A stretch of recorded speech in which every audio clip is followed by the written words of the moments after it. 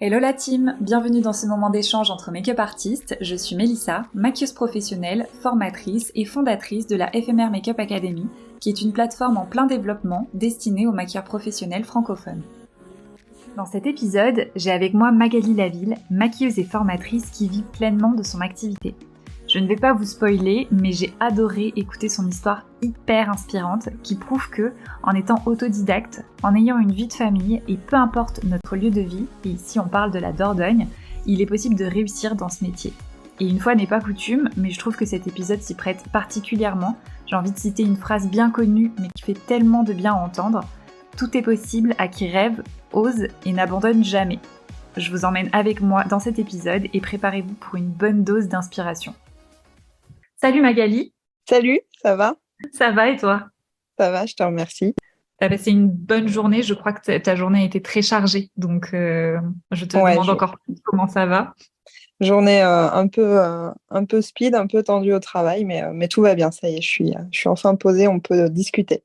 En tout cas, merci beaucoup d'avoir pris ce petit temps du coup dans ton planning très chargé parce que je te vois sur Instagram. J'ai l'impression que tu bosses 7 jours sur 7, 24 heures sur 24. Donc vraiment, merci beaucoup de prendre un petit temps pour enregistrer le podcast avec moi et puis pour partager tout ça avec nous. C'est très cool. Merci beaucoup.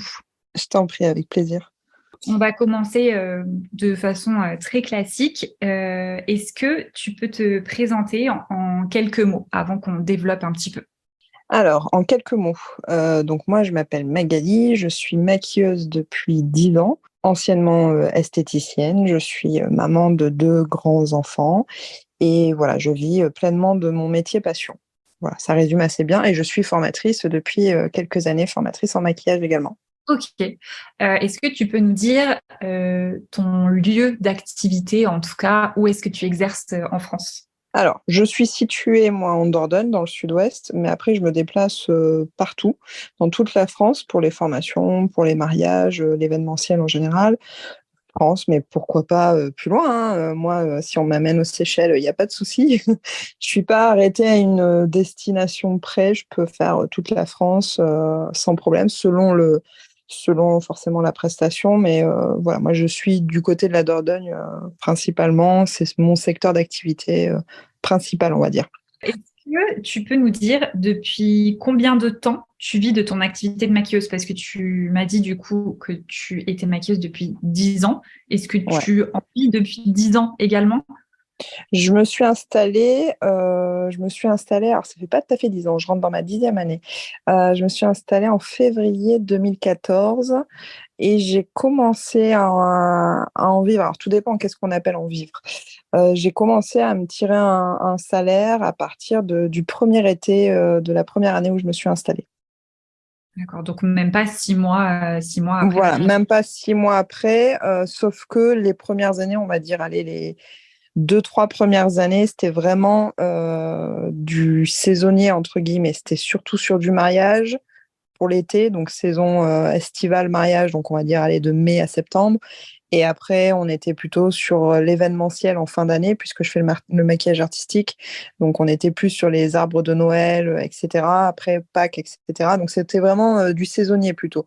Il y avait des périodes quand même relativement creuses. Janvier, février, mars, octobre, novembre, c'était des mois qui étaient financièrement plus compliqués. Donc, on lisse sur toute l'année le salaire. Donc, au bout de 2, 3 ans, finalement, j'ai commencé à pouvoir en vivre convenablement, on va dire, au début.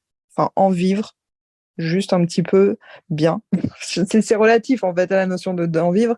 À partir de 3 ans où j'ai pu tous les mois me sortir un salaire. D'accord. Tous les Au mois de début, l'année, sur les 12 mois. Ouais. au début, tu as pu te sortir un salaire les mois d'été et il y avait des mois où tu n'arrivais pas à te sortir de salaire, c'est ça? Voilà, et du coup, je lissais je prévoyais un peu le coup hein, sur la saison d'été. Du coup, je lissais sur les autres mois. Ça permettait un peu de faire la balance sur les mois un peu plus difficiles, quoi. Ok. Est-ce que tu peux nous détailler tes prestations? Je ne sais pas si je peux appeler ça comme ça, mais si tes Mhm, prestations, parce que moi, de ce que je vois des réseaux sociaux, de ce que je connais un petit peu de ton activité, je vois beaucoup de mariages, je mhm. vois beaucoup de formations. J'ai vu effectivement j'ai perdu le mot. Je pense que ça s'appelle belly painting. Je sais Ouais, pas c'est ça. exactement. Donc moi, c'est ça en tout cas que j'ai en tête quand je pense à ton activité à toi. Alors, le gros de mon activité, ça reste la formation et le mariage. Ça, c'est ce que je fais le plus. Avant Covid, ce que je faisais pas mal aussi, c'était les animations face painting pour les enfants. Donc, toutes les animations dans les centres commerciaux, les comités d'entreprise, les arbres de Noël, etc. Chose qui s'est un petit peu essoufflée, tout ce genre d'animation depuis le Covid. Je faisais également sur les marchés, je faisais des animations pour des anniversaires pour des enfants. Donc ça s'est un petit peu étouffé avec le Covid et j'ai depuis plus trop communiqué là-dessus. Donc c'est pas ce que je fais le plus. J'en fais encore, mais c'est pas ce que je fais le plus. Je fais également, donc comme tu l'as dit, du belly painting. Donc on rappelle, c'est du maquillage prénatal, donc sur le ventre des futures mamans. Donc ça, j'en fais aussi un petit peu. Et je fais également des cours d'auto-maquillage pour les particuliers pour qu'elles apprennent à se maquiller elles-mêmes. Voilà. Après, temporairement, notamment sur Halloween, je vais faire des maquillages effets spéciaux avec des prothèses, ce genre de choses. Ok, hyper complet. J'essaie. Je trouve que c'est très complet, franchement, c'est top. Tu proposes pas mal de prestations et effectivement, je comprends, entre guillemets, je mets vraiment des très gros guillemets, la facilité de pouvoir du coup te générer quand même un revenu, peu importe le timing dans l'année, parce que du coup, tu jongles entre tes activités et ça te permet d'avoir à chaque fois des prestations à réaliser. Sur toute l'année. C'était exactement ça. C'est-à-dire qu'au tout début, moi, j'ai pas de formation dans le domaine du SFX, donc des effets spéciaux, ou même du face painting. C'est-à-dire que j'ai appris sur le tas moi-même. Quand j'étais en congé parental, je me suis dit, allez, cocotte, tu peux pas vivre uniquement du maquillage que l'été, c'est pas possible. Il va falloir que tu bosses et que tu puisses faire autre chose à côté pour les mois difficiles. Donc, c'est comme ça, en fait, que j'ai élargi un peu mon panel et que j'ai proposé d'autres prestations. Donc, j'ai appris et du coup, ça m'a permis, comme tu le dis, de pouvoir compléter un peu mon revenu d'activité, on va dire, et de pouvoir proposer d'autres choses sur les mois qui pourraient être plus compliqués. Donc, c'était vraiment le but, en fait, de m'apprendre à faire du face painting, des belly painting, à faire des effets spéciaux, etc., dans le but que les mois qui seraient compliqués, je puisse au moins avoir cette option à proposer en prestation. Ok, super. Du coup, si tu es d'accord avec ça, là, on a eu une présentation, on va dire, un peu complète, mais on est passé rapidement sur tous les sujets. Mhm. Est-ce que ça te dit qu'on fasse un grand rembobinage de toute ton histoire, de tout ton chemin, en tout cas dans le make-up, et que tu nous racontes ton parcours depuis ce que tu estimes être le début, en tout cas? Mhm. Ouais. Alors, le début, je crois que ça remonte à mes 12 ans. Je suis pas sûre qu'on va remonter jusque-là, mais en gros, pour la faire courte, je suis une grande passionnée par le maquillage, d'aussi loin que je puisse me souvenir. C'est quelque chose qui m'a toujours attirée. Dans les boutiques, dans la trousse de maquillage de ma mère, c'est toujours quelque chose qui m'a attirée. J'ai toujours aimé ça, donc j'ai toujours eu cette passion et ce côté un peu autodidacte, on va dire, du métier. Déjà, depuis très jeune, je me suis maquillée assez tôt. Je dirais maintenant que je suis maman, je dirais peut-être un peu trop tôt même. Et, euh, et du coup, ouais, ça m'a toujours attirée. Donc, j'ai fait mon parcours scolaire lambda. J'ai commencé à travailler dans des choses complètement différentes du make-up. Et j'avais toujours cette envie de me rapprocher au plus près du maquillage. Et à l'époque, il y a plus de 15 ans, euh, maquillage, c'était forcément case obligatoire esthétique. Donc, j'ai travaillé et à côté de mon boulot, je me suis payé mon école d'esthétique qui était relativement chère. Donc, il fallait que j'ai un travail à côté. Donc, j'ai fait ça pendant pas mal de temps. Donc, j'ai travaillé et j'ai fait mon école d'esthétique, donc mon CAP en premier. Et puis après, j'ai continué, j'ai fait mon brevet professionnel également sur 2 ans de plus. Et ça m'a permis de pouvoir rentrer dans le milieu de l'esthétique. Donc, j'ai fait tout ce qui est esthétique. J'ai travaillé en institut pendant plusieurs années. Je suis devenue esthéticienne, puis après, je suis passée responsable d'institut. Bon, je faisais un peu de maquillage, mais Maquillage, pas comme moi je l'entends, c'est-à-dire maquillage institut de beauté, et c'est vraiment pas péjoratif ce que je dis, parce qu'aujourd'hui je forme des esthéticiennes, mais c'était vraiment très standard. Voilà, moi je cherchais peut-être un petit peu plus poussé. Et puis, donc du coup, j'ai commencé un petit peu en institut pour les make-up, c'était moi qu'on appelait. Parce que j'adorais ça et que je me maquillais déjà beaucoup et qu'en plus de mon métier d'esthéticienne, je me formais beaucoup à côté, je me renseignais. Je pense que c'est quand même vachement important. La passion, en fait, vaut toutes les écoles. Et donc, du coup, voilà, j'ai fait ce métier-là pendant pas mal de temps et j'ai commencé un petit peu à saturer l'esthétique du côté soins, épilation, soins visage, etc.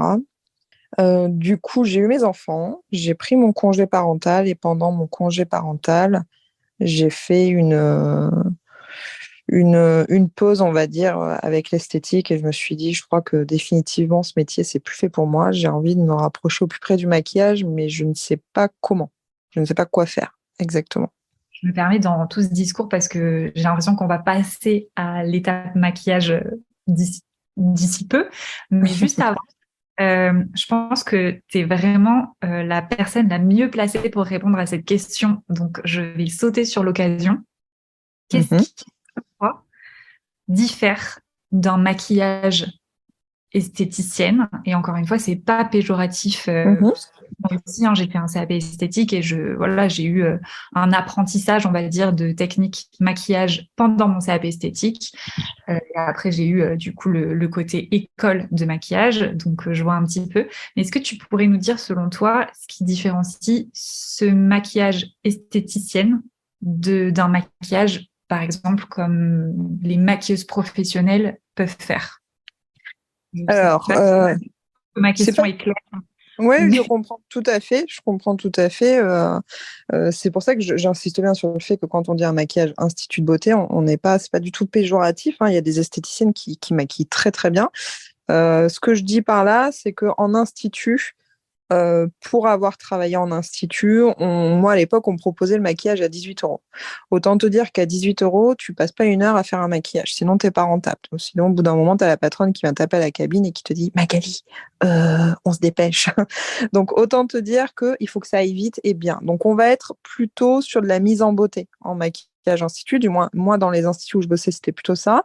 Dans les instituts où je vais former, c'est aussi plutôt ça, c'est-à-dire qu'on est plutôt sur de la mise en beauté, des teints plutôt très naturels, c'est pas des techniques très poussées. Donc on va pas être sur du contouring, on va pas être forcément sur du bronzer, on va pas être forcément sur du liner, encore moins sur de la pose de faux cils. Donc on est sur quelque chose, on va pas être sur de la reconstruction de sourcils, on va être vraiment sur du très standard, de la mise en beauté très classique, le petit coup de frais qu'on va mettre après un soin de visage, tu vois.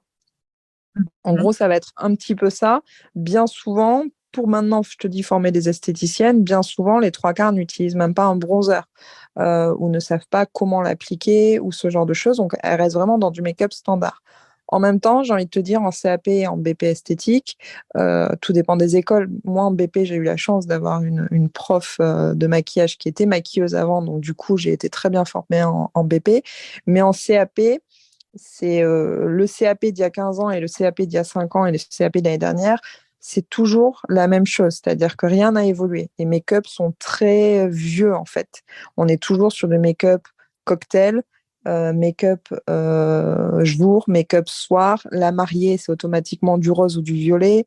Enfin voilà, c'est pas du tout moderne au niveau des tendances. Alors que le make-up, c'est quelque chose de très moderne. Il faut savoir les dernières tendances, il faut savoir ce qui se fait actuellement, les tonalités, les intensités. C'est un métier de mode, donc il faut se tenir au courant de la mode. Et le CAP, comme beaucoup d'examens finalement, ben, il évolue pas, quoi. Il reste la même. C'est toujours à peu près les critères d'examen sont toujours les mêmes en 2023 qu'en 1992 presque. Donc, on n'a pas beaucoup évolué niveau technique. Donc, je dirais qu'entre institut, un maquillage esthéticienne et un maquillage maquilleur, on va être sur quelque chose de beaucoup plus travaillé chez un maquilleur, de plus défini. On va être plus au niveau du travail du teint, on va savoir plus les différences des fonds de teint, les différents finis, les différences couvrances, les différents sous-tons, les différentes tonalités, etc. On est moins dans le standard. Je ne sais pas si ça répond à ta question. Je trouve que tu réponds très bien à ma question et je suis contente d'avoir entendu cette réponse parce que je t'avoue que en tout cas les mots que tu utilises collent parfaitement en fait pour expliquer cette différence-là. Et comme tu l'as très bien dit, c'est absolument pas péjoratif. Moi, je dis souvent, c'est deux métiers vraiment différents. Donc non, je pense que Bien sûr. je suis d'accord avec toi. Tu l'as super bien expliqué. Donc merci de nous avoir donné cette réponse. Bon, super.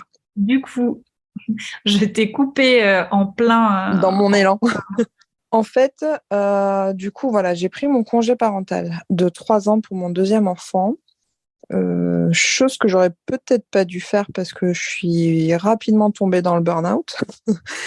Finalement, le métier de maman, c'est un vrai métier et être H24 en mode lessive, biberon, popote, ça va un moment. Donc, j'ai commencé un petit peu à saturer d'être en congé parental. Je savais très bien que j'allais pas reprendre le métier d'esthéticienne parce que je considère que l'instant où tu satures d'un métier, il faut savoir s'arrêter à temps avant de faire n'importe quoi. Et c'était hors de question que je fasse n'importe quoi dans mon métier. Donc, je savais que je n'allais pas reprendre, mais je ne savais pas encore ce que j'allais faire. Donc, je me suis posé la question pendant mon congé parental, qu'est-ce que je fais? J'aime le make-up, mais en même temps, il y a plus de 10 ans de ça en arrière, même peut-être plus, parce que c'était le temps de mon congé parental, donc il y a 12-13 ans de ça en arrière. Maquilleuse, c'était uniquement dans les grandes villes, pour le cinéma, pour la télé. Aujourd'hui, on voit des maquilleuses un petit peu à tous les coins de rue. Il y a plusieurs années de ça, c'était très rare les maquilleuses. C'était vraiment plutôt pour le cinéma, etc. Moi, autant te dire qu'au fin fond de mon Périgord, dans une commune de 700 habitants, être maquilleuse, c'était un petit peu un pari risqué. Donc, on n'a pas des stars qui viennent, il n'y a pas de plateau télé, il n'y a pas. Enfin, voilà. Donc, c'était un petit peu délicat. Donc, je ne savais pas trop quoi faire. Donc, j'ai profité de mon congé parental, sachant que je saturais un petit peu d'être uniquement à la maison. Et du coup, bah, forcément, hein, à la maison, tu ne te maquilles pas, tu n'as pas d'intérêt. Enfin, moi, je ne trouvais pas d'intérêt à me maquiller pour rester à la maison pour m'occuper des enfants. Donc, j'ai pris la décision de faire un blog. Donc, l'époque des blogs Skyblog et compagnie, ça remonte tout ça. Donc, j'ai pris la décision de faire un blog beauté où je partage un peu toutes mes astuces, maquillage, mais pas que. Les soins, tout l'esthétique, entre guillemets, mais quand même principalement visé make-up, tu vois. Donc, je faisais des tutos photos de mes maquillages, vraiment à l'ancienne, avec chaque étape. Étape 1, le fard de transition. Étape 2, ma couleur foncée. C'était vraiment un gros travail parce qu'il fallait que je retravaille toutes mes photos pour le faire sur le blog. Et en fait, bah, le blog a commencé à prendre de l'ampleur sans que je m'y attende vraiment. C'est-à-dire que moi, c'était vraiment un échappatoire et histoire de mêler un peu ma passion et l'envie de transmettre mon métier. Parce que ça, j'ai toujours aimé transmettre mon métier. Et du coup, c'était une bonne alternative. C'est-à-dire ça me permettait un peu de m'évader, de retrouver un peu mes pinceaux et de transmettre un petit peu mon savoir et de dire aux gens bah, quels soins vous pouvez utiliser, quel maquillage vous pouvez faire sur vos yeux, etc. etc.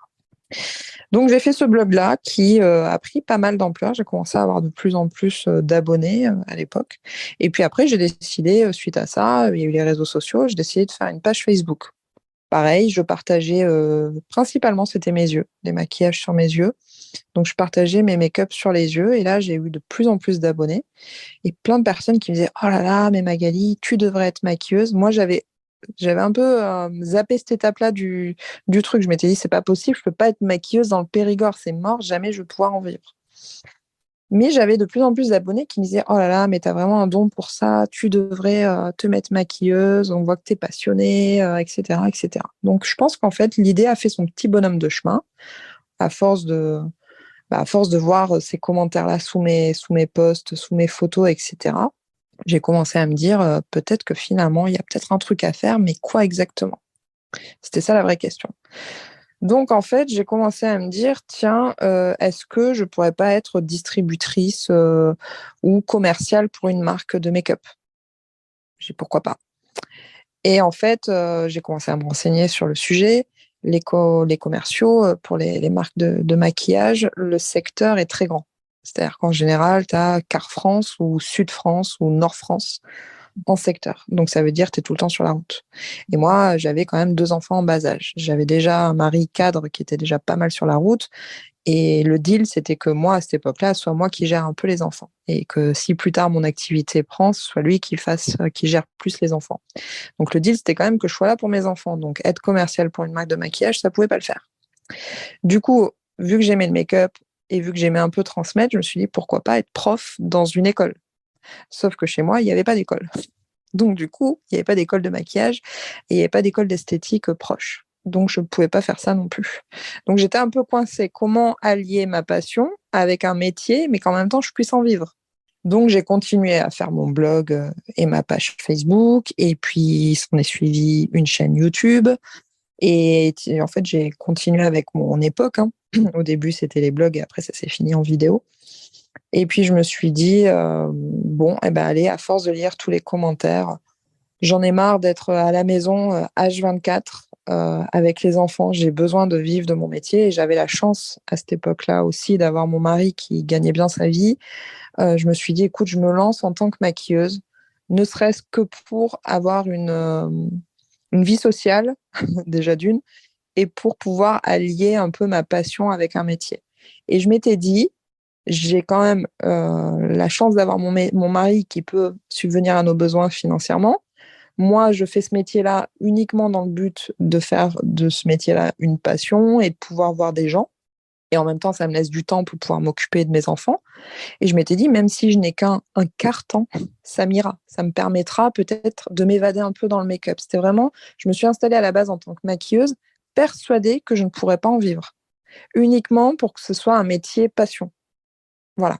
Histoire que je me fasse un peu kiffer, entre guillemets, et que je me dise, bah tiens, même si j'ai allé une cliente par semaine, ça serait déjà génial. T'imagines, si toutes les semaines j'arrive à avoir une cliente, ça serait trop bien. Et ça me permettrait d'aller pouvoir faire un peu des make-up, faire ma passion, etc. Donc, je me suis dit, let's go, je profite et je vais faire ça. Et en fait, mon blog et ma page Facebook, qui étaient déjà là, quand je me suis installée, toutes les followers, en fait, ont fait un bouche à oreille énorme. Et ce qui fait que dès la première saison, ce que je t'expliquais tout à l'heure, dès la première saison estivale, j'ai eu ma première saison complète. Parce que la magie des réseaux sociaux, en fait. Ça a fait un effet boule de neige. C'est-à-dire que moi, je me suis installée en tant que maquilleuse pensant faire un maquillage par semaine. Et au final, je me suis retrouvée avec ma première saison de mariage complète. Alors, pas comme aujourd'hui, c'est-à-dire que c'était uniquement les samedis et c'était uniquement mai, juin, juillet, août. Mais déjà, pour une première saison, je trouvais que c'était génial. Et en fait, je me suis retrouvée d'un quart-temps à un mi-temps à très rapidement un trois quarts temps et très rapidement un temps complet. Donc, c'est comme ça finalement que je suis devenue maquilleuse et c'est comme ça que mon activité a bien démarré grâce à l'époque déjà à mon blog et à ma page Facebook. Voilà comment tout a débuté. Franchement, c'est trop bien. J'ai l'impression que tu viens de me raconter une histoire. Je n'ai absolument pas parlé, mais parce que je savais, sans avoir besoin de spoil, je connais, je connais la finalité de l'histoire. Je sais maintenant que tu vis pleinement ton activité, que tu bosses vachement. Donc, mais franchement, trop bien, trop bonne histoire. Surtout qu'en plus, j'ai l'impression que tout s'est fait, mais d'une fluidité incroyable. Ça a été des moments de doute, hein. Ça a été des moments de doute. Là, je te raconte ça en 10 minutes, mais il y a eu des moments, enfin, franchement, moi, j'ai pas de voisin, par exemple. Tu vois, j'ai une maison au milieu de nulle part. C'est-à-dire, je suis au fin fond du Périgord, tu vois. Genre, je suis dans une zone blanche, tu vois. On n'a même pas la 4G, limite, tu vois. Donc, je me suis dit, mais qu'est-ce que tu veux que je puisse vivre d'un métier? D'ailleurs, quand on disait maquilleuse à l'époque, les gens te disaient, ah, t'es esthéticienne? Non, non, je suis maquilleuse. Genre, est-ce que c'est vraiment un vrai métier, ça? Est-ce que tu peux en vivre? Aujourd'hui, c'est beaucoup plus connu dans la tête des gens, tu vois. Maquilleuse, bon, c'est plus standard, quoi.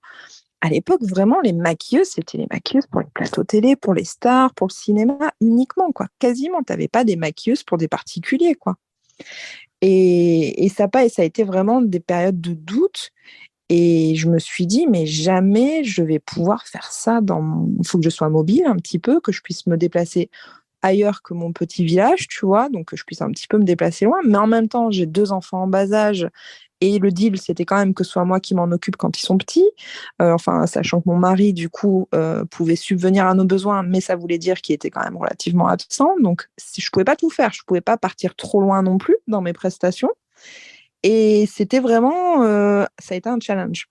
Ça a été un challenge. Et du coup, c'est comme ça, pendant mon congé parental, quand j'avais ce projet-là, tu vois, de faire ce métier un peu passion, je me suis dit, écoute, j'ai des enfants, j'ai un mari, j'ai une jambe, je vais m'entraîner à faire des face painting, etc., sur mes bras, sur mes jambes, sur mes enfants, sur mon mari. Tout le monde y est passé. Et je me suis dit, il faut absolument que je fasse autre chose, persuadée que uniquement le make-up beauté n'allait pas pouvoir me permettre d'en vivre. Donc j'étais persuadée qu'il fallait absolument que je pratique de l'artistique et que je puisse proposer d'autres prestations. Donc autant te dire que là, ça paraît fluide, mais ça a été beaucoup de remise en question, même si financièrement, quelque part, j'avais quand même ce parachute, hein, on va pas se mentir. Si j'avais été toute seule avec des enfants à charge, je pense que je ne me serais jamais lancée dans l'aventure, très clairement. J'aurais pas pris ce risque-là avec 2 enfants et pas le parachute financier de mon mari. Mais c'était quand même pas, enfin, la peur de l'échec, etc. Il y a un investissement quand même que tu fais quand tu te mets à ton compte. Enfin, il y avait quand même plein de choses. Et puis, je me suis dit, let's go. C'est mes abonnés, en fait, qui m'ont dit, mais vas-y, mais lance-toi, nous, on te soutiendra. Mais on sait très bien quand tu fais une étude de marché. C'est-à-dire qu'on ne peut pas compter sur la famille, on ne peut pas compter sur les amis. Et je me suis dit, on peut encore moins compter sur les abonnés sur Internet, tu vois. Et au final, si, je peux davantage compter sur eux que sur l'environnement proche. Et c'est ce qui fait que ben, ça a fait un effet boule de neige. C'est-à-dire que c'est vraiment les réseaux sociaux. Les gens ont partagé mon travail et m'ont fait connaître. Et du coup, le bouche à oreille a été énorme. Et du coup, ça s'est fait petit à petit. Mais ça s'est pas fait sans crainte, sans peur, sans doute, sans que ce soit réfléchi aussi. Ça s'est bien terminé. Et je touche encore du bois. Mais c'était pas sans crainte. J'entends, tu vois, tout ce stress, ce doute, les questionnements que tu as pu te poser, et je trouve ça très naturel. Mais si on résume quand même la situation, tu as réussi à vivre de ton métier, à lancer ton activité, alors que tu n'avais pas fait d'école de maquillage, que tu étais dans un coin, en tout cas en France, qui n'était pas vraiment propice à avoir des clientes, que tu pensais que voilà, c'était pas forcément un métier avec lequel tu pourrais avoir un revenu, en tout cas viable. Et pour autant, bah, tu t'es donné les moyens. Alors, Ah ouais. Par contre, j'entends, oui, tu vois, j'ai taffé comme une malade, hein, je vais pas te mentir. Hein, je me suis là pour le coup. De toute façon, je pense que tu te mets pas à ton compte dans l'idée que ça tombe tout cuit, quoi. Il faut bosser. Et moi, je te dis, je suis pas passée par le biais d'une école rien que de maquillage. J'ai fait toutes mes formations par le biais de l'esthétique. Et du coup, j'ai continué derrière à me former, à travailler, à faire des make-up, à regarder les dernières tendances, à regarder les derniers produits, à regarder ce qui est à la mode, à regarder la compo, à regarder, enfin voilà, à bosser au maximum. Faut pas attendre, et c'est comme les filles que je forme aujourd'hui, je leur dis, mais il n'y a pas de secret, faut bosser, quoi. Faut s'entraîner, faut maquiller, faut pratiquer. Si tu pratiques jamais, si tu bosses pas et si tu attends que ça tombe du ciel, non, ça, c'est pas vrai. Ça marche pas comme ça, malheureusement.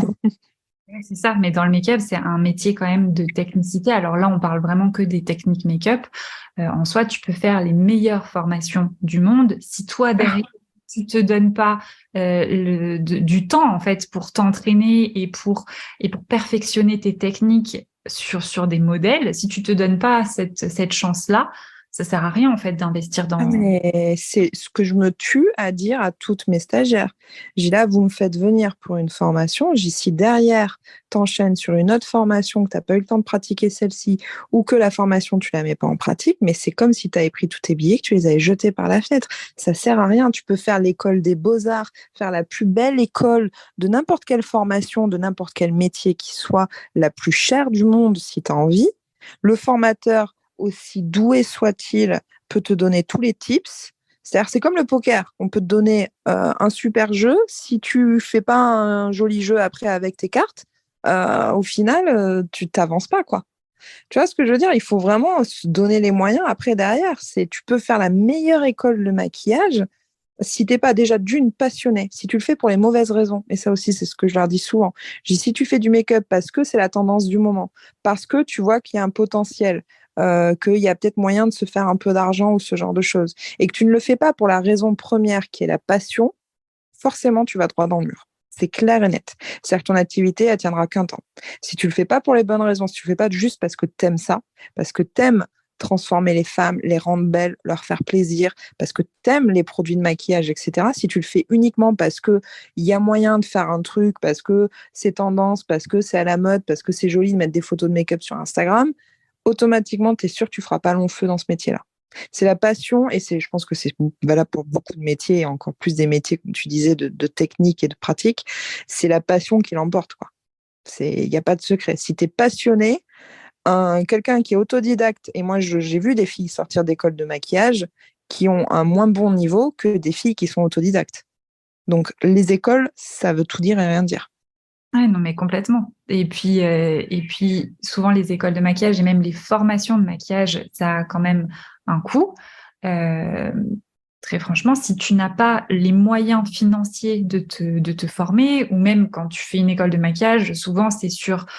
Bon, maintenant, il y a plusieurs durées, mais sur 3 mois, 6 mois, 9 mois, si tu n'as pas les moyens de t'investir aussi longtemps dans une formation, en vrai, tu peux aussi être maquilleuse parce que tu peux t'entraîner sur des amis, sur des clientes que tu ne fais pas payer. Enfin bref, tu as mille et une façons de te former, d'acquérir des compétences, d'atteindre un certain niveau pour ensuite te lancer et sans pour autant investir des milliers et des milliers d'euros. Alors oui, c'est bien de se former pour avoir quand même quelques bases, je sais pas, des bases Bien sûr, des bases de technique. Oui, c'est bien de faire une première c'est un petite plus. formation.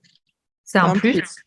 mais en réalité, c'est un métier qui ne nécessite pas de diplôme. Tu peux te former toute seule. Et en plus, je suis vraiment contente que tu puisses partager ton parcours, ton expérience aujourd'hui dans ce podcast et que tu le partages avec tes mots parce que tu es la preuve vivante que tu peux exercer ce métier, vivre de ce métier, avoir un excellent niveau sans pour autant avoir fait d'école de maquillage, sans pour autant avoir un diplôme attestant que tu es maquilleuse. Parce que ça, c'est une question qui revient vraiment beaucoup. Qu'est-ce que je dois avoir comme diplôme? Là, j'ai eu un message récemment d'une personne qui me demandait si elle pouvait faire une formation avec moi, non pas pour apprendre le métier parce qu'elle savait déjà maquiller. Alors, j'imagine que quand même, voilà, c'était pour perfectionner ses techniques, mais surtout pour avoir un certificat pour accrocher dans son salon parce qu'elle était persuadée que pour avoir un salon, il lui fallait un diplôme. Alors aujourd'hui, je ne sais pas comment c'est, mais moi à l'époque où je me suis installée, et je crois que c'est un petit peu pareil encore aujourd'hui, pour être maquilleuse, il fallait avoir le CAP esthétique. C'était la condition pour pouvoir être maquilleuse, c'est-à-dire que le diplôme de maquilleur n'était pas reconnu par l'État, dans les écoles de maquillage, ce genre de choses. Donc c'était le CAP esthétique qui faisait foi. Moi, quand je suis à la Chambre des métiers et que je me suis installée à mon compte, d'ailleurs, c'est le premier truc qu'ils m'ont demandé, c'était le CAP esthétique. Et je crois que c'est encore d'actualité d'ailleurs, hein. Je mets ça sous réserve parce que du coup, j'y suis pas retournée pour savoir. Mais de ce qu'ont dit les filles, je crois que si tu passes par le biais de la Chambre des métiers, ils vont te demander encore aujourd'hui ton CAP esthétique pour être maquilleuse. Ouais. Sauf que on sait qu'il y a beaucoup de maquilleuses qui ne sont pas passées par la case esthétique. N'empêche qu'en esthétique, c'est quand même un plus quelque part parce que tu as toutes les notions essentielles de la peau, tout ce qui va être cosmétologie, etc. C'est quand même un plus pour le make-up, mais c'est pas indispensable, je veux dire. Enfin, tu peux très bien ne pas passer par cette case-là, et il y a nombre de maquilleurs qui ne sont pas passés par la case esthétique pour être maquilleur. Et il y a moyen de contourner un peu le problème. Et du coup, je crois qu'au niveau du code APE, on n'est pas dans soins et beauté, mais on va être dans relooking ou un truc comme ça, je ne sais plus exactement. Donc, il y a moyen de contourner d'être maquilleuse sans forcément être passé par la case CAP esthétique. Mais après, le problème qu'il y a, c'est que du coup, tu vas avoir des formations qui vont être attestantes et d'autres qui vont être diplômantes. Mais toujours pareil, le diplôme de maquilleur n'est pas reconnu par l'État encore actuellement. Donc, c'est un petit peu la problématique. Là, on a un petit peu c'est un petit peu comment dire, c'est un peu compliqué pour aujourd'hui s'installer en tant que maquilleur, savoir sur quoi on balance. Est-ce qu'on balance sur CAP esthétique? Est-ce qu'on passe par la case école de maquillage? Mais du coup, est-ce que le certificat suffit pour pouvoir s'installer en tant que maquilleur? C'est un peu compliqué là aujourd'hui. Bah, c'est surtout que à ce jour, et j'ai pas vérifié mes informations juste avant d'enregistrer le podcast, mais il me semble qu'il y a seulement 2 écoles de maquillage en France qui délivrent un diplôme reconnu par l'État. Oui, j'ai vu qu'il y en avait une, je crois qu'il y a Adjinaya, il me semble. Alors oui, c'est récemment effectivement. Il me semble. Je sais pas si c'est le même diplôme que dans les écoles de maquillage. Il me semble qu'il y a Make Up Forever qui délivre un diplôme reconnu par l'État, typiquement. Je sais pas si c'est exactement le même diplôme. Je t'avoue, je me suis pas renseignée. Je sais pas. Et moi, j'avais fait à l'époque l'atelier du Griffon, qui était à Lyon, mais il me semble qu'ils ont ouvert une école à Paris. Enfin voilà, ils se sont un peu développés. Donc c'était les deux que je connaissais à l'époque. Donc j'ai mon diplôme reconnu par l'État. Bon, j'ai aussi mon CAP esthétique, mais en soi, il y a des écoles qui forment des maquilleurs tous les ans, et ce sont des écoles qui délivrent un certificat à la fin, mais qui sont pas reconnus par l'État. Donc déjà ça. Et effectivement, ce que tu dis, quand tu t'inscris à la Chambre des métiers, ils prennent en compte ton CAP esthétique. Si tu as un diplôme maquilleur, ils prennent pas. Mais en fait, ça va jouer par rapport à ce que tu vas reverser à l'URSSAF quand tu es du coup esthéticienne, en tout cas quand tu as ton CAP esthétique et que tu fais des prestations de maquillage, tu reverses. Encore une fois, j'ai pas vérifié mes infos juste avant d'enregistrer le podcast parce que je pensais pas forcément aborder le sujet, mais tu reverses 22,2% à l'URSSAF, alors que quand tu t'inscris en tant que conseil en image, coach, relooking, etc., tu reverses 24,2% à l'URSSAF. Très probable. Alors ça, je sais pas combien ils reversent, mais je sais qu'aujourd'hui, j'ai des maquilleurs qui ont contourné ce problème-là et qui, du coup, d'ailleurs, ne sont pas passés par la case Chambre des métiers, hein, qui sont passés sur le portail de l'auto-entrepreneur directement sur Internet et qui ont contourné la problématique pour ne pas avoir à délivrer soit le diplôme de maquilleur, soit le CAP d'esthétique et qui, du coup, arrivent à quand même s'installer sans finalement grand-chose en main. Bon, là, on s'égare un peu parce que effectivement, je ne sais pas aujourd'hui en 2023 parce que moi ça commence à remonter à il y a quelques années, mais quand à l'époque moi je me suis installée, la condition c'est ok, tu vas être maquilleuse, bah, tu me donnes ton CAP esthétique, c'était la condition. Maintenant, j'ose espérer que ça va aller en évoluant parce que c'est un plus quand même le CAP esthétique, je trouve, pour savoir comprendre, diagnostiquer un type de peau, etc. C'est quand même intéressant de savoir comprendre ce que c'est une peau atopique, ce que c'est une peau, un état de peau déshydraté, etc., etc. Enfin, il y a plein de choses. Je trouve que c'est quand même un plus, mais c'est pas indispensable pour devenir maquilleur, loin de là. Ouais, je suis d'accord. Et puis en soi, après, ce n'est que mon avis, mais je trouve ça quand même dommage de devoir passer par un CAP esthétique et par l'obtention d'un CAP esthétique pour pouvoir connaître effectivement les différents types de peau, alors qu'à la fin, on veut être make-up artiste. Bien Ce sûr. serait que dans les formations de make-up artiste, en tout cas des formations de base pour les débutants, il y ait en fait ce module compréhension de la peau. Ça, tu vois, Voilà. ça me paraît très logique en fait. Et c'est ça quand Voilà. on parle de formation de base quand tu es autodidacte, tu peux être maquilleur et avoir un très bon niveau en étant autodidacte, en ne faisant aucune formation. Mais quand même, il y a des notions essentielles à mon sens. Le type de peau en fait partie, l'hygiène en fait partie. Tu vois, c'est des petites choses comme ça. Je trouve que c'est important d'avoir ces bases-là. Après, pour maquiller, il y a plein de personnes qui sont autodidactes et qui sont hyper talentueuses et qui n'ont pas fait de formation et c'est OK. Mais clairement, mais de toute façon, c'est sûr que se coltiner 1 ou 2 ans d'épilation, de soins du visage, de soins du corps, alors que toi, tu Ouais. vises uniquement le métier de maquilleur, c'est clairement une perte de temps. Tu le fais uniquement dans le but d'avoir ton petit papier à la fin. On est d'accord, c'est une perte de temps. Mais voilà, idéalement, c'est vrai qu'il faudrait quand même qu'il y ait une formation complète de maquillage avec tout ce qui va être la cosmétologie, tout ce qui va être les notions essentielles de la peau, l'hygiène, comme tu l'as dit, etc. Donc, aujourd'hui, c'est encore un petit peu, c'est un peu comme les histoires de prothésistes ongulaires, hein. Tout le monde le fait, mais personne n'a vraiment le droit de le faire. Alors, il faut un diplôme et quel diplôme il faut, etc. C'est un peu compliqué. Complètement. Bon, effectivement, c'est un peu égaré du sujet, mais c'était quand même des infos super intéressantes. Là, on vous a délivré des infos vraiment concrètes par rapport aux formations et au métier de maquilleur. Mais on va revenir sur ton parcours à toi et ton expérience. Et du coup, je t'avoue que d'avoir entendu ton histoire, ça va me faire modifier un petit peu quelques questions que j'avais envie de te poser. Du coup, je les mets à jour vraiment là maintenant de suite. Tu viens de dire que ton activité a démarré et a très bien démarré grâce au bouche à oreille. Et du coup, j'allais te poser la question comment tu as fait pour trouver tes premières clientes, mais du coup, elle devient obsolète avec ce que tu nous as raconté. Du coup, ma question, ça va plus être quand tu t'es lancé, quand tu as décidé de proposer tes prestations, tu as fait pour t'organiser, pour dire, OK, je vais proposer tel type de prestation, je vais mettre ce tarif-là. Comment tu as fait pour organiser tout ça?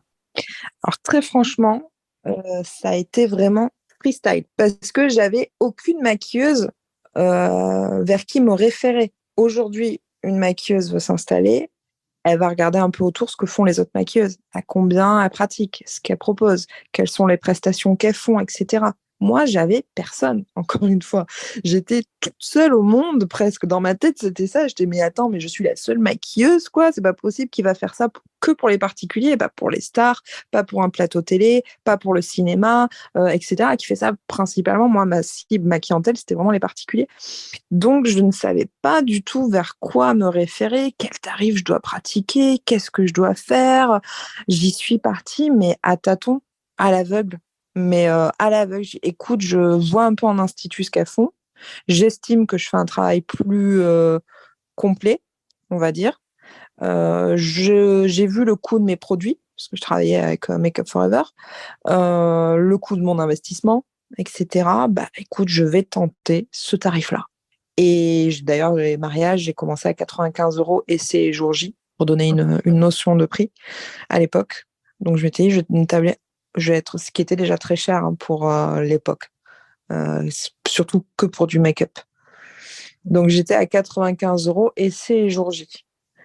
Et du coup, j'y suis allée un petit peu à tâtons sur des maquillages juste pour événementiel, etc. J'étais beaucoup moins cher.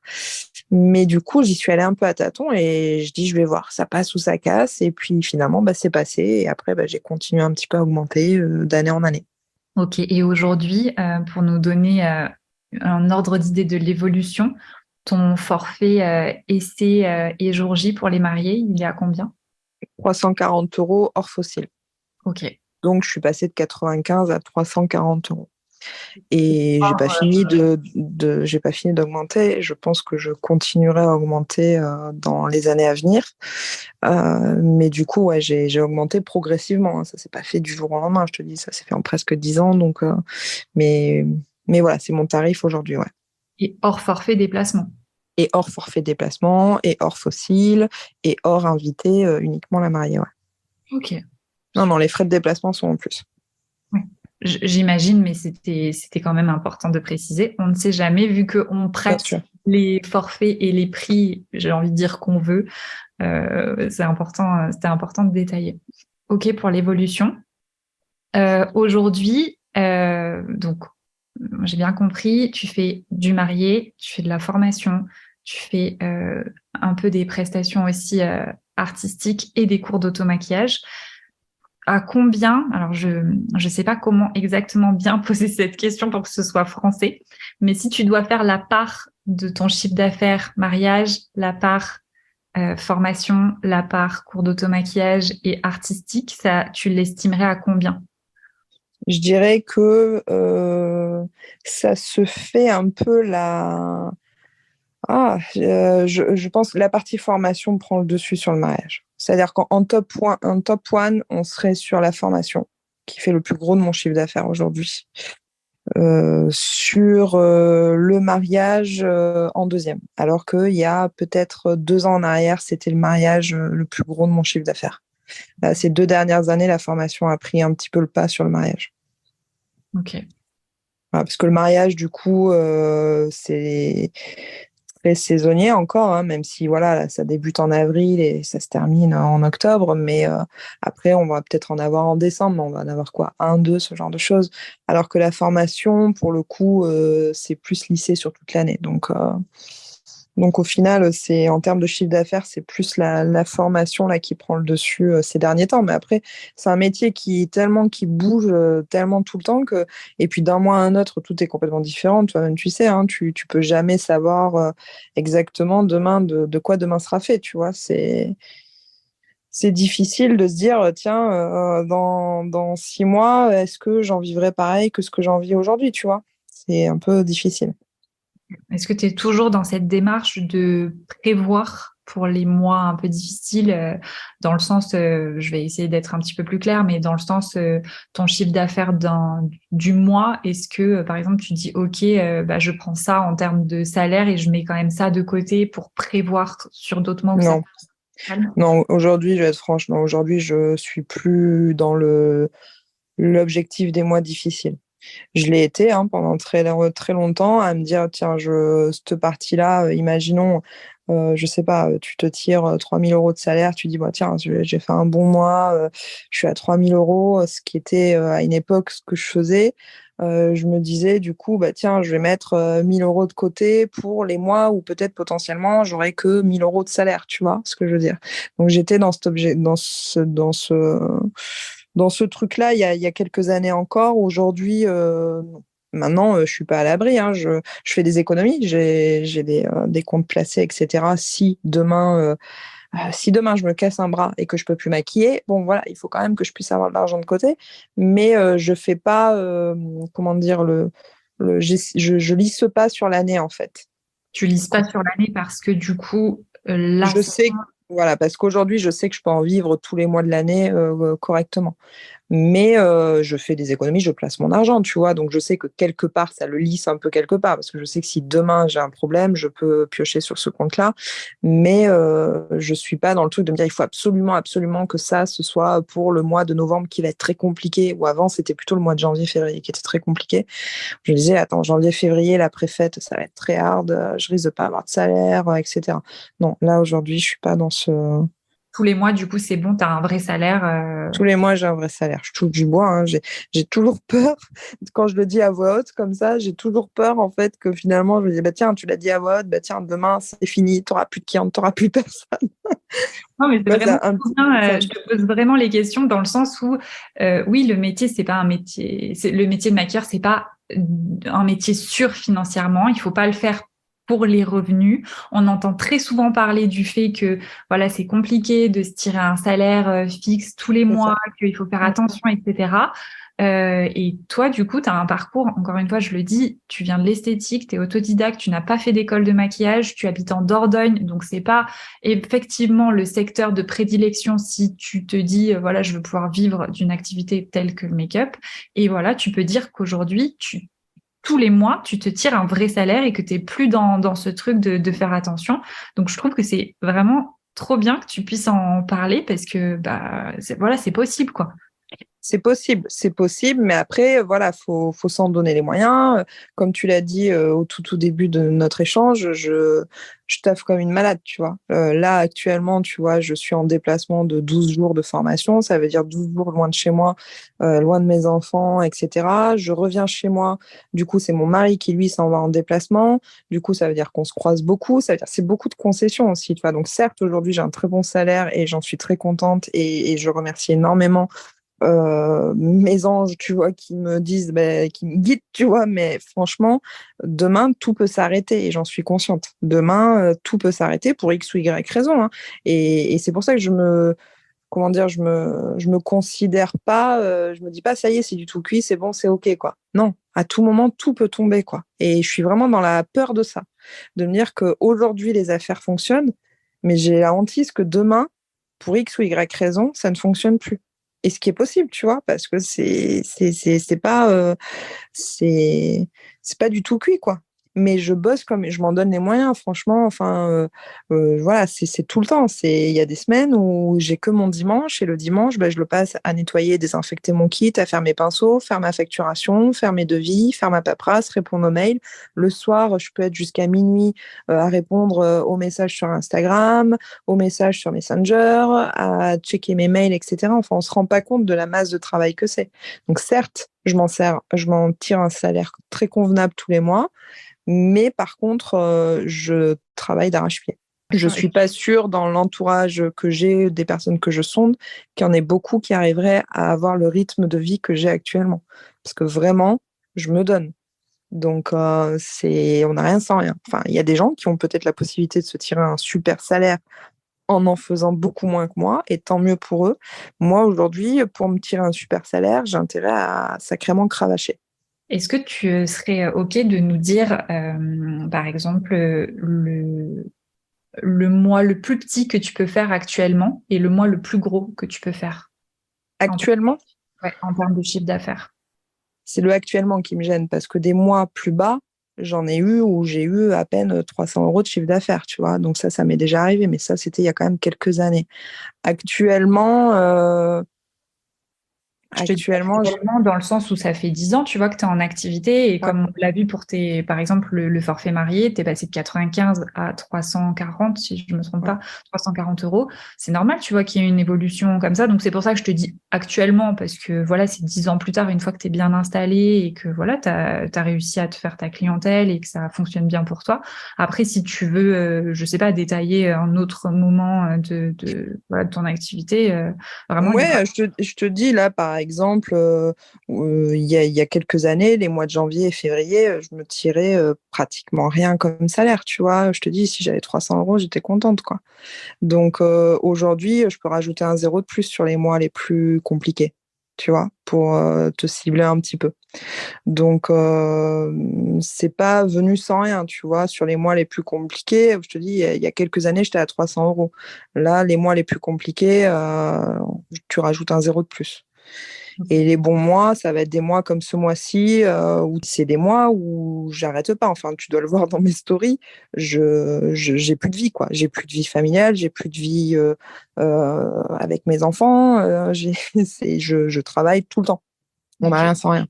Comment tu gères justement ça? Parce que bah, le podcast numéro 7, je l'ai enregistré avec Alison et le sujet principal, c'était être maquilleuse, chef d'entreprise et maman. Parce que c'était intéressant du coup bah, de pouvoir échanger sur ce sujet-là, parce qu'on sait très bien que quand on est maquilleuse freelance, c'est un peu compliqué de gérer le planning d'une maman voilà, qui doit s'occuper de ses enfants et l'emmener à la crèche ou à l'école, etc. Bref, c'était un sujet qu'on a abordé. Toi, tu as 2 enfants. Comment tu gères ça? Ben, comme je t'ai dit au tout début, le deal, c'était que quand ils étaient petits, ce soit moi qui gère. Et que si potentiellement mon activité prend le dessus, ce soit mon mari qui gère. Donc c'était un peu le deal au tout début. On s'est dit, écoute, pour l'instant, tant que tu n'as pas trop de clientes, ça te permet de te libérer un petit peu du temps et d'être là pour les enfants, pour les amener à l'école, pour être là les mercredis, etc. etc. Et bah, petit à petit, l'activité a pris de l'essor et du coup, maintenant, c'est mon mari qui se rend, lui, plus disponible pour les enfants. Du coup, c'est lui qui se déplace moins. C'est davantage moi qui suis sur les routes. Donc, c'est lui qui gère un petit peu plus les enfants. Et j'ai aussi la chance d'avoir les grands-parents qui sont à côté et qui gèrent pas mal. Maintenant, mes enfants ont 13 et 15 ans, donc ils sont grands aussi. Ils sont beaucoup plus autonomes, tu vois, que quand ils étaient pitchou et qu'il fallait vraiment être là tout le temps. C'est-à-dire que là, je peux partir en prestation, imaginons pendant des vacances scolaires, je peux partir sur une journée complète, ils se gèrent à la maison, ils savent se faire à manger, ils savent se gérer. Quand ils sont plus petits, c'est plus compliqué. Il faut absolument qu'il y ait quelqu'un, soit une nounou, soit une garderie, un centre de loisirs.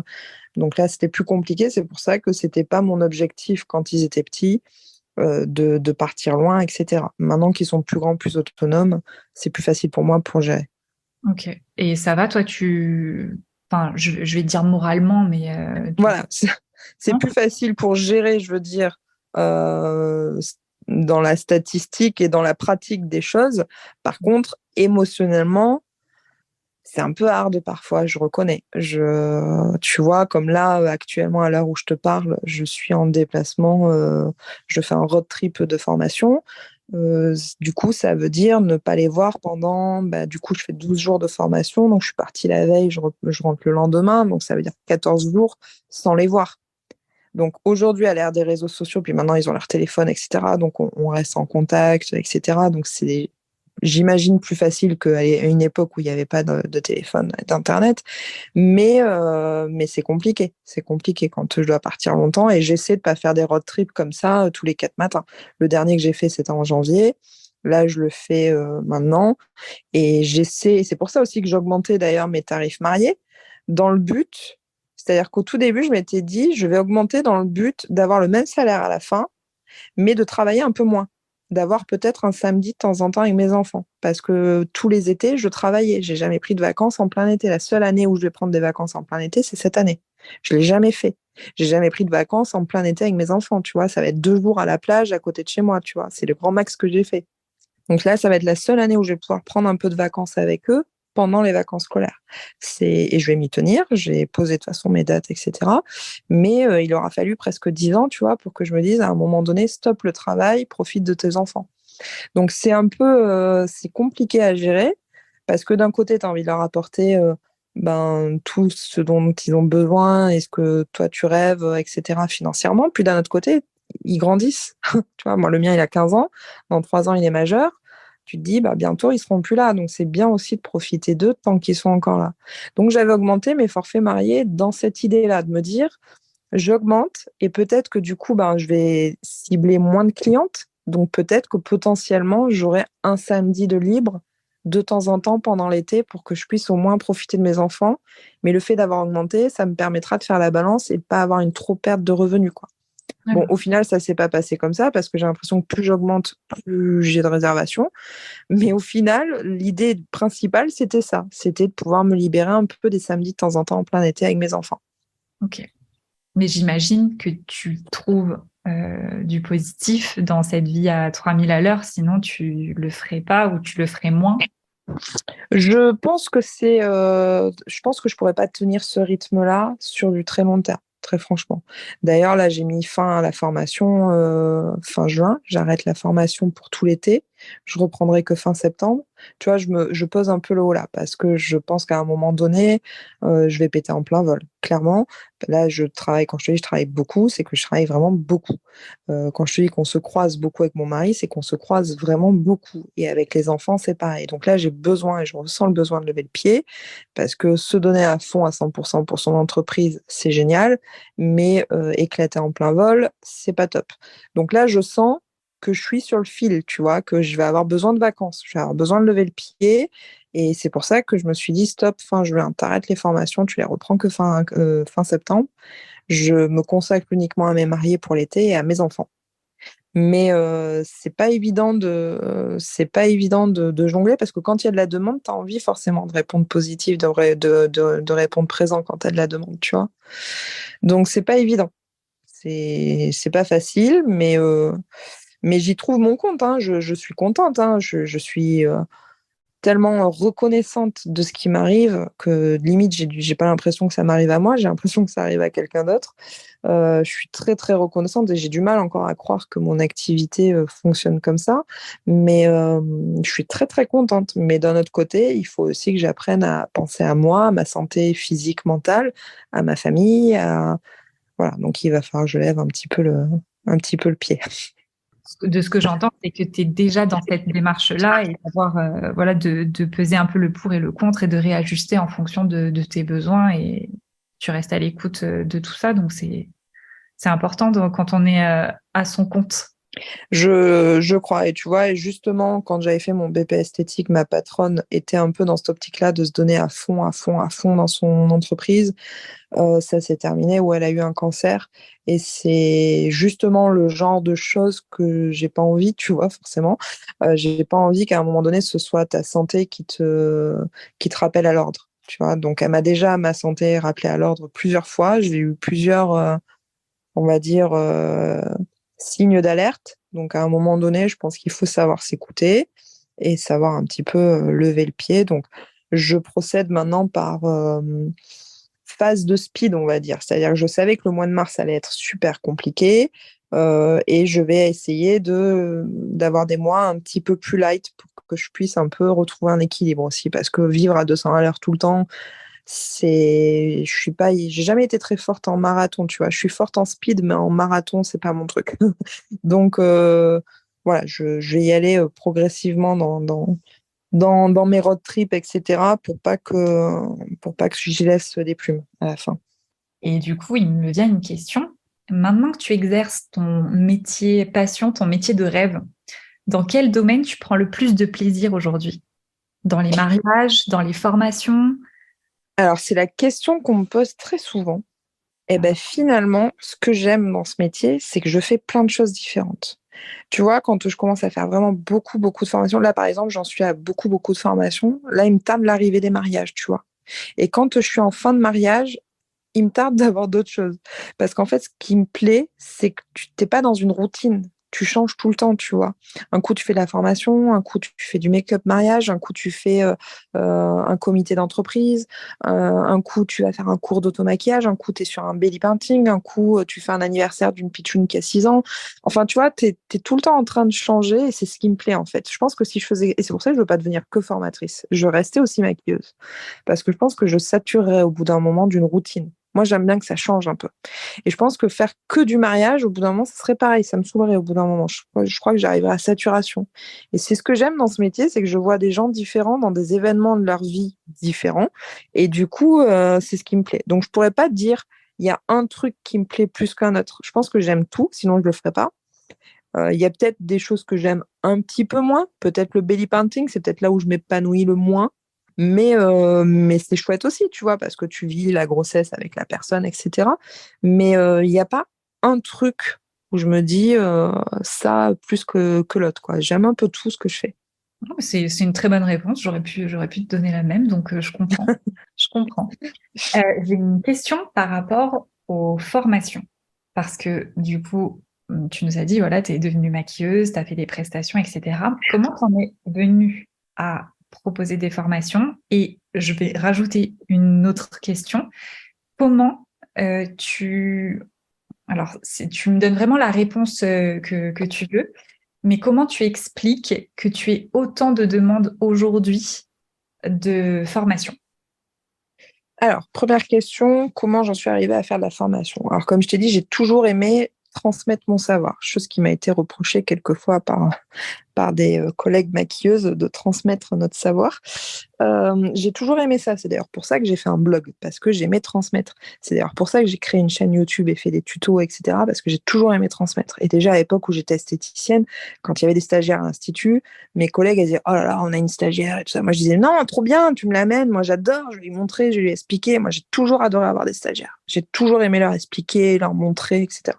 Donc je pense que j'avais toujours cet esprit un peu pédagogue, etc., de pouvoir enseigner, montrer, expliquer. Je pense que quand tu as un métier passion, quand tu es passionné par quelque chose, métier ou pas métier, quand tu es passionné, tu saoules un peu les autres avec. Tu vois, je sais pas, il y a des gens qui vont être passionnés, je sais pas, je te dis une bêtise, par le dessin, par exemple, imaginons, bah, ils vont saouler les autres à leur dire, ah, t'as vu le dessin que j'ai fait et tout, machin. Ils sont passionnés, t'as envie de transmettre, t'as envie d'en parler, t'as envie de montrer, t'as envie de parler de ça tout le temps, H24, tu vois.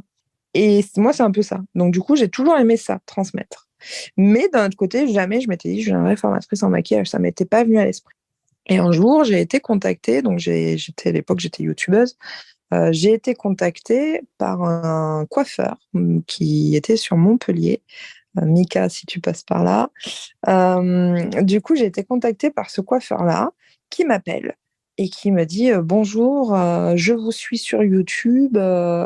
Pour moi, vous êtes la star du maquillage. Alors, au début, j'ai cru que c'était un gag parce que je me suis dit, attends, le mec, déjà un homme qui appelle une maquilleuse, c'était peu probable déjà à l'époque, qui me dit je suis la star du maquillage, qu'il a regardé tous mes tutos.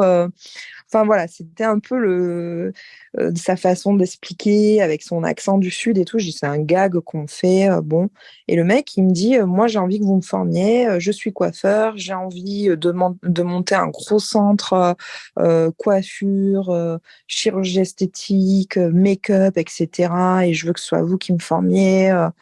Bon, ça me semblait un peu gros tout ça. C'est un gag parce que tu sais, quand tu es maquilleuse, tu fais souvent appeler par des hommes, tu vois. Et pour en revenir à Michael qui m'a contacté à cette époque-là, j'écoutais cul d'une oreille. J'ai dit, attends, c'est trop gros le truc, attends, chirurgie esthétique, machin. En plus, il avait un accent, tu vois. J'ai dit, attends, c'est un gars qui joue un rôle, c'est pas possible, il prend des faux airs, un faux accent. Mais non, en fait, c'était vraiment son accent du sud de Montpellier, etc. Et du coup, bon, je l'écoute parler, il me dit non, mais c'est vous, j'ai suivi plein de youtubeuses, c'est vous que je veux. Donc moi, je lui dis, mais je suis pas formatrice, moi, hein. Il me dit non, mais c'est pas grave, je veux que ce soit vous. Mais je dis, mais moi, je suis pas de Montpellier, je suis de Dordogne, tu vois. Jamais je me déplaçais aussi loin à l'époque. J'ai dit, moi, je suis de Dordogne, je suis pas de Montpellier, ni quoi que ce soit. Enfin, ça me semblait bizarre, quoi. Il me dit non, non, mais c'est vous que je veux me former sur une semaine. Pour moi, c'est vous la star du maquillage, machin. Et d'ailleurs, cette petite anecdote est restée pendant très longtemps. Et donc, bref. Donc, je lui dis, bah, écoutez, par contre, ça va avoir un coût, hein, je ne vais pas vous cacher, hein, une semaine de formation sur Montpellier avec le déplacement, l'hébergement, etc. Ça risque de vite chiffrer. Il me dit, bah, il n'y a pas de souci, envoyez-moi votre devis. Bon, je raccroche, je lui fais le devis dans la foulée, persuadé que ça donnera jamais suite et que c'était un gag voilà, qui restera comme ça. Et dans la demi-heure qui suit, même pas, il me retourne le devis signé et il m'envoie la compte de réservation par virement. Je dis, what? Et elle dit, ok, c'était pas une blague, quoi. Et là, bah, coup de pression pour le coup, là. Je dis, merde, c'était pas une blague, quoi. Je vais vraiment former un gars, quoi. Et en fait, ça s'est passé comme ça. Et le gars, je lui ai dit, je suis pas formatrice, moi, je suis juste maquilleuse, quoi. Et donc, je suis descendue une semaine sur Montpellier, le former. Et c'était ma meilleure semaine. J'ai adoré. On s'est éclaté. C'était génial. Et d'ailleurs, j'en ai fait un vlog sur ma chaîne YouTube à l'époque, parce que vu que j'étais youtubeuse à l'époque, et j'avais partagé ça également avec mes followers. Et donc, on a fait une super formation sur Montpellier. Et quand je suis revenue, déjà quand j'étais en formation là, j'ai dit, waouh, c'est trop bien. En fait, c'est tellement ce que j'aime faire. J'ai toujours aimé transmettre mon métier. Et en plus, c'est tellement fun parce que les gens, euh, ils vont boire tes paroles, ils t'écoutent. Enfin, tu vois, c'est des passionnés aussi que tu formes. Donc, du coup, tu dis, waouh, c'est tellement bien. Et c'est comme ça, en fait, que j'ai eu ma révélation. Et je me suis dit, tiens, let's go, je fais ce qu'il faut pour devenir formatrice. Et c'est là que je suis partie à la Chambre des métiers et compagnie. Je me suis dit, est-ce qu'il y a moyen de faire une adjonction d'activité et d'être, en plus d'être maquilleuse, d'être formatrice. Donc c'est comme ça que ça a débuté, la formation, grâce à Michael, coiffeur sur Montpellier, sur Bayargues précisément. Tu veux la suite de ma question? Ouais, c'était quoi la suite de ta question? Il y en avait une deuxième, oui. J'ai zappé la suite de la question. Et du coup, comment j'en suis rendue à avoir autant de formations, c'est ça?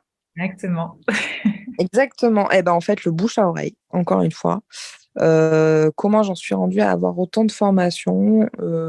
Principalement, je travaille sur des réseaux d'instituts de beauté. Et du coup, ben, c'est tout un réseau, hein, les instituts de beauté, hein, elles se connaissent toutes entre elles parce que souvent, elles partent en formation dans les mêmes centres de formation. Donc, les filles, elles discutent entre elles, hein. Donc, quand elles vont partager, et puis les réseaux sociaux, quand elles vont partager sur les réseaux sociaux, forcément, du coup, bah, t'es tagué dessus. Ah ouais, du coup, elle a fait sa formation maquillage avec elle, machin. Et du coup, ben, j'ose espérer que mes formations soient bien aussi et que du coup ça se passe bien et qu'elles sont contentes. Et c'est ce qui fait que du coup, bah, elles en parlent. Forcément, une cliente qui est contente, c'est une cliente qui parle de toi et qui va te recommander à d'autres clientes. Et ça fait un effet boule de neige. Donc je pense que j'ai aujourd'hui ce retour de formation grâce au bouche à oreille et grâce à mes réseaux sociaux aussi qui propulsent aussi ça. Parce que je le vois, hein, là je fais des tournées de formation, donc je publie en story.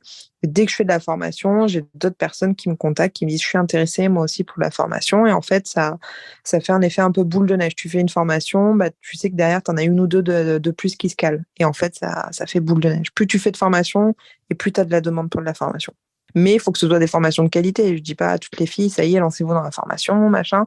Faut aimer ça, hein. Faut aimer former les gens. Il y a des gens qui sont pas faits pour former d'autres personnes, hein. Il y a des gens qui sont pas pédagogues, qui ont pas la patience, etc.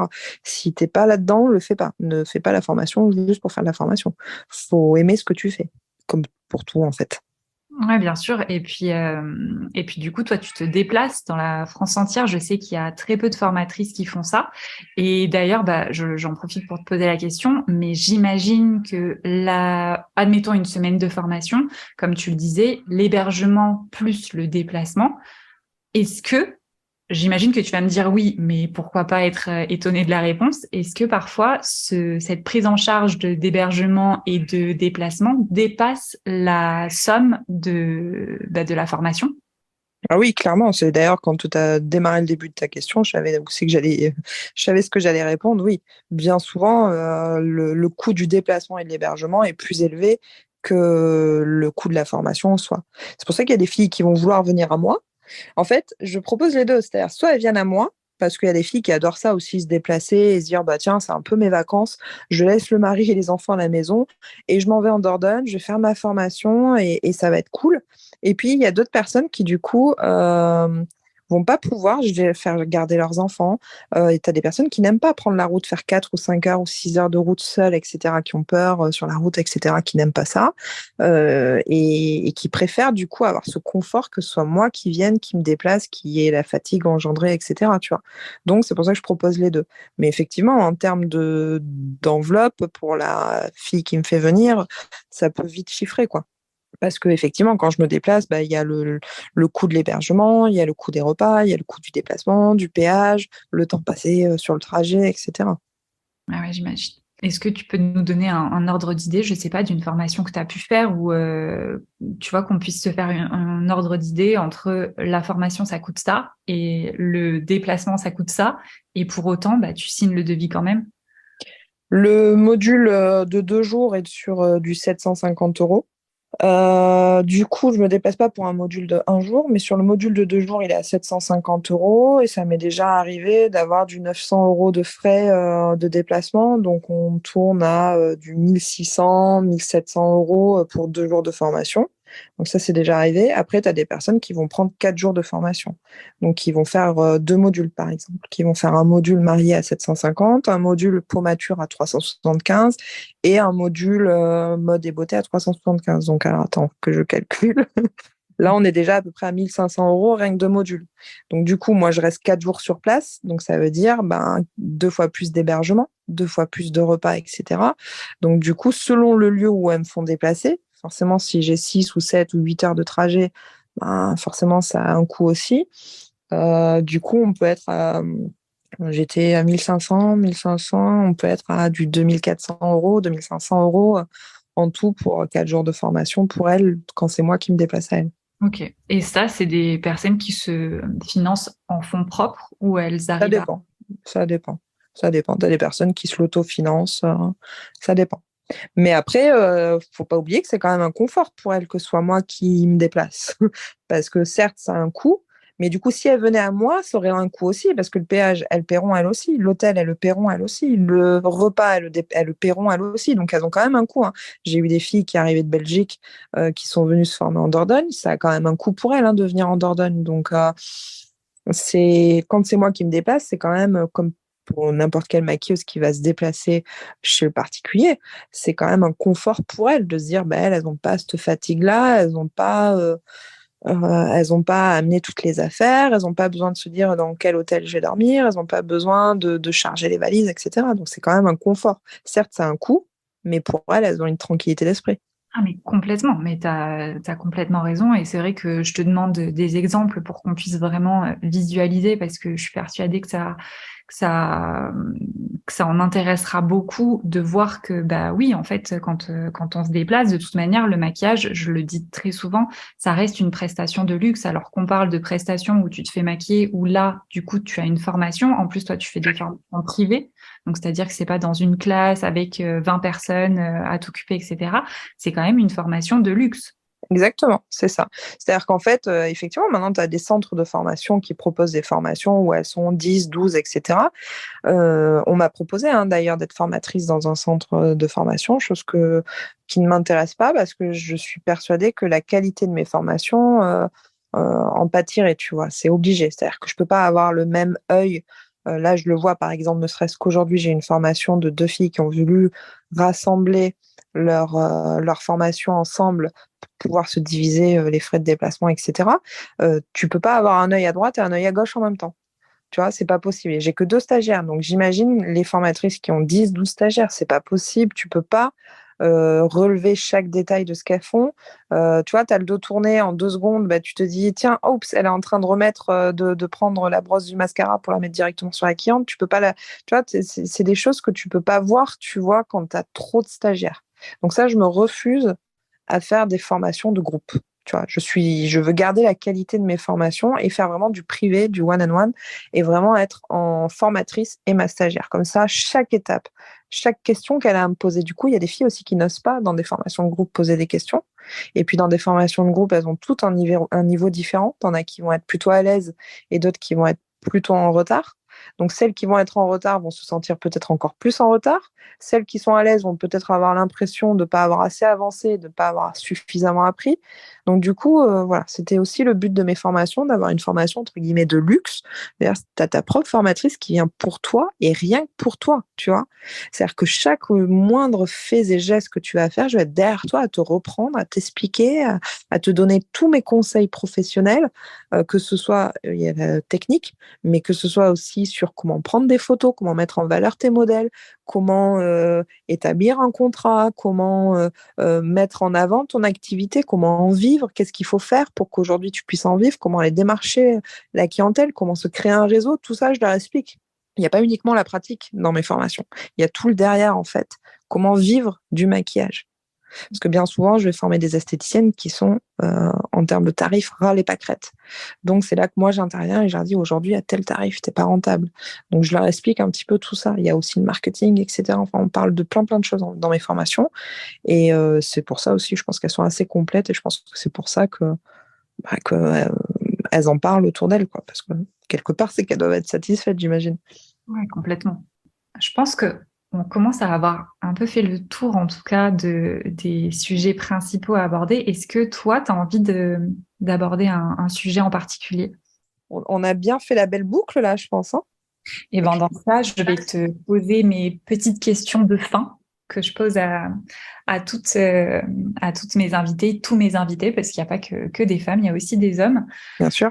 Si tu mets ta casquette de maquilleuse, formatrice, quel est ton meilleur conseil de make-up artiste pour les maquilleurs qui nous écoutent ou celles et ceux qui réfléchissent à se lancer?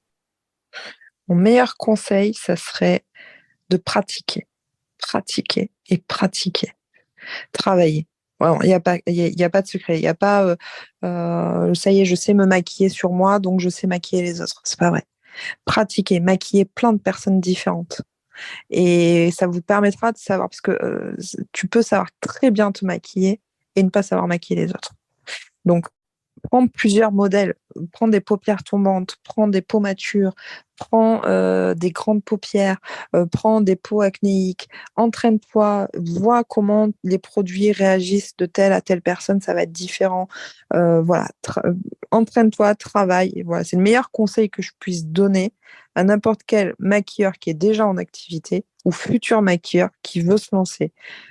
Pratique et sois passionné dans ce que tu fais. Je pense que c'est vraiment, c'est ça la clé du succès en fait. Il y a pas 50 milliards de secrets. Le secret, c'est d'être passionné et de se donner les moyens et de pratiquer, pratiquer, pratiquer. Parce que je pense que ça serait mon meilleur conseil.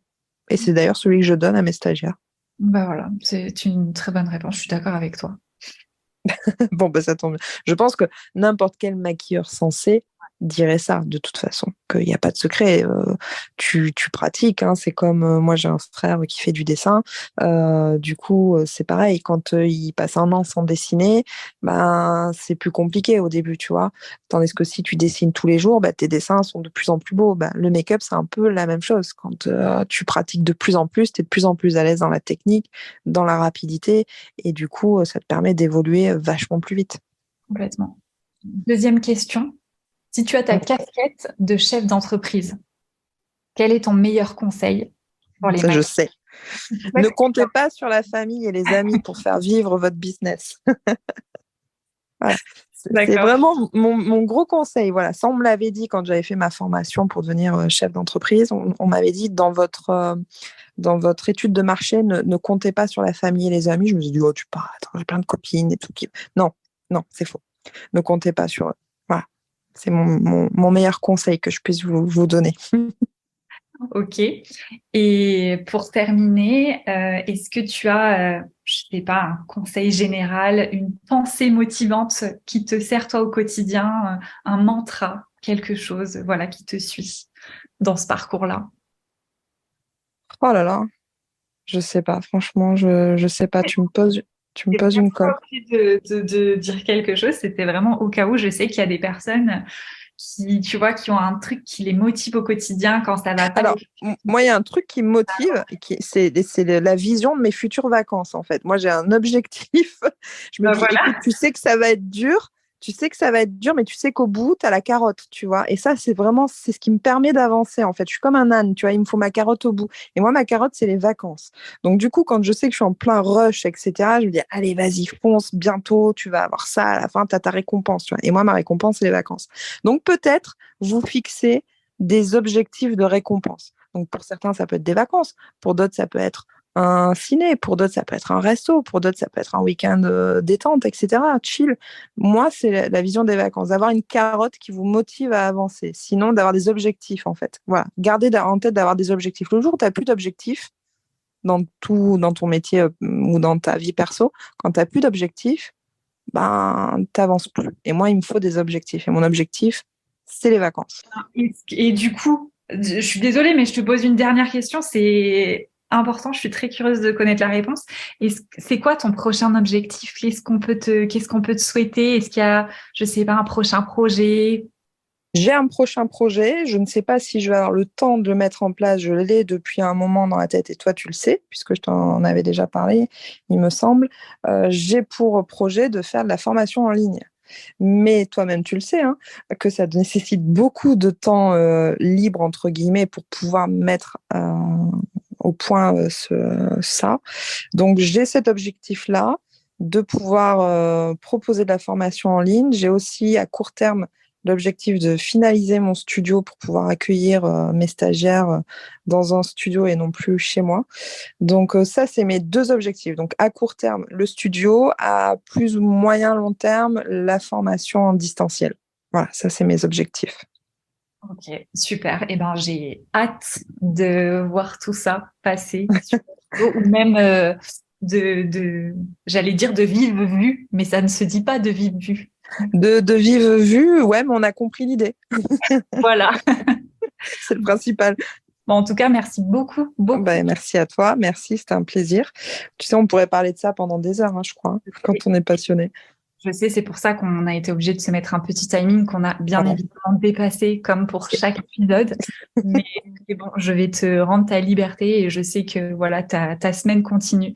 Donc, merci encore Ben, écoute, merci à toi, c'est avec grand plaisir. Et puis merci à toutes les personnes qui auront écouté ce podcast jusqu'à la fin parce qu'on a été quand même pas mal bavardes.